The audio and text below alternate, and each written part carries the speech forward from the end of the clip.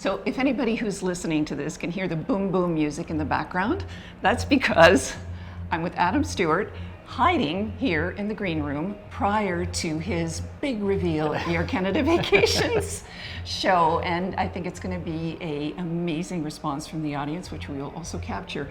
Now, that leads me to a key question, Adam. Why?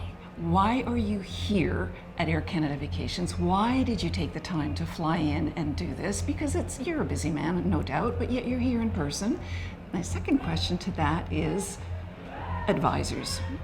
Sandals has done something that nobody else in the industry has done in terms of resorts, right? I don't know any resort that has the kind of relationship with advisors that you have, hence again, your presence here this evening. So twofold, relationship with Air Canada Vacations, Sure. Relationship with advisors. Tell me about it. I mean, I think it goes hand in hand. The relationship with Air Canada Vacations dates back over 40 years.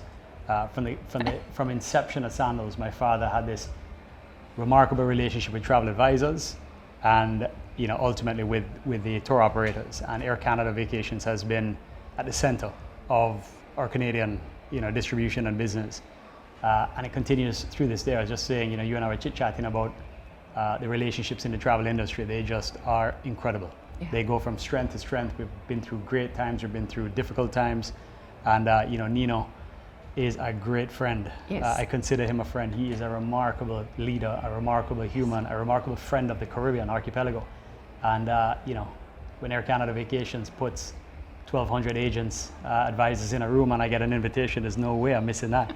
And so this is a continuation of the legacy, and it's a great honor for me to be here. But what do you think was the light bulb moment for your father? And I know you can't necessarily speak for him in terms of identifying this channel of distribution, because again, yes, of course, everybody depends on the advisors in the industry, but they don't do what you do in terms of making it personal. My father was a relationship guy. He got his first break into business by building a business relationship that spawned all of this, and that was actually prior to being in the hotel business. And he figured out real early, the importance of the human interaction, the value of an agent to be able to explain the product. And over time, our product has gotten more sophisticated, more complicated. The more complicated and upmarket it went, was the more important by natural dynamics the advisor became within the distribution, to be able to explain it. Not just a picture, it's not a hotel with just one pool, but all the features, the amenities.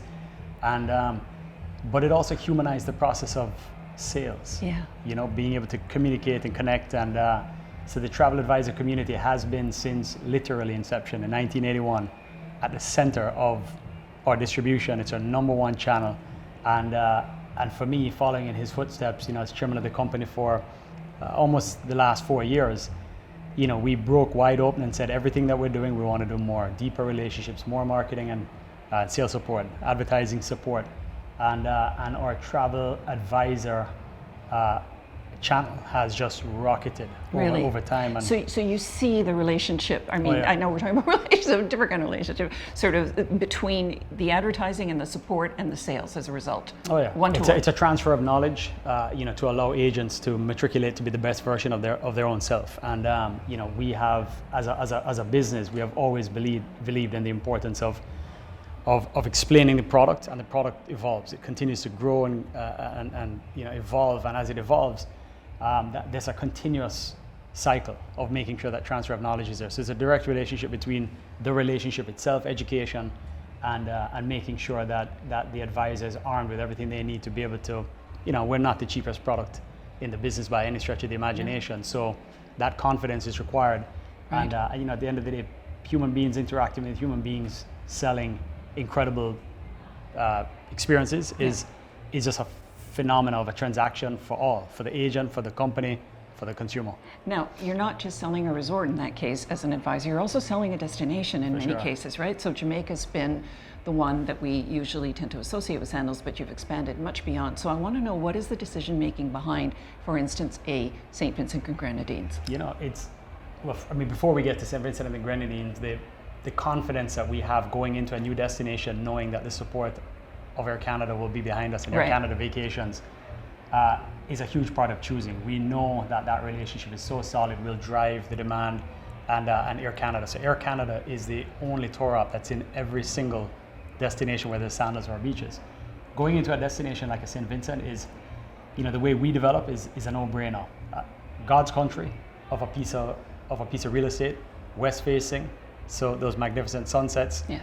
In a destination that's line of sight from St. Lucia. Everyone knows St. Lucia and where it is, but this destination didn't develop because it didn't have a major international runway until 2017. So that became the gateway for change. Sandals has gone in and made the single largest investment by far of any hospitality industry. The people are extraordinary. It's an island that's clean. There's no crime in the island. Everyone is grateful, and it is just magnificently beautiful. So what we've done there is a reflection of what we call Sandals 2.0, and it is so awesome that Air Canada, has just grown with us and is moving with us, and it's a destination we are having a blast sharing with the world. I've always wondered, chicken and the egg, lift or destination, which one comes first? And of course, it's all dependent on the lift. You need the air, otherwise nobody's going to come, clearly. It's the actualization of the opportunity. Exactly.